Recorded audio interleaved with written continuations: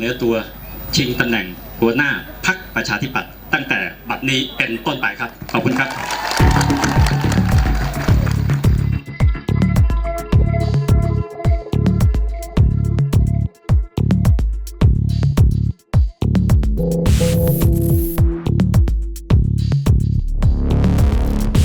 ผมกล้าคิด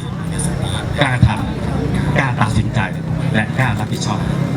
และที่อยากจะบอกกับพี่น้องนะครับว่าความกล้าของผมครั้งนี้ผมยืนยันกับพี่น้องเลยว่าสุดๆแน่นอนครับพี่น้องครับ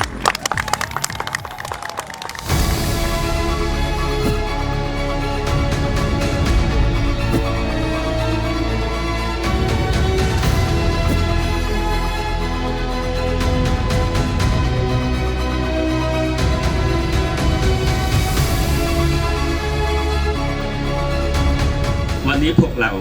ถ้าเราได้เข้าไปบริหารพรรคประชาธิปัตย์ไม่ว่าจะเป็นพรรคการเมืองใดก็แล้วแต่ถ้าคุณมีเจตนาในการโกงมีเจตนาการทุจริตเราถือว่าเราเป็นศัตรูกัน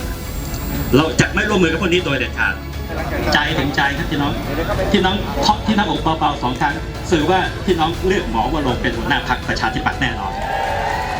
ผมบอกพี่น้องเลยว่าวันนี้เราจะเป็นรองแชมป์แต่สิ่งที่เราตั้งใจคือการที่เราจะสู้กับแชมป์ได้เราต้องขยันมากกว่าแชมป์5 เท่าวันนี้แชมป์จะทำอะไรเราไม่ว่าแต่เราตั้งหลักได้เราเดินสายพบสมาชิก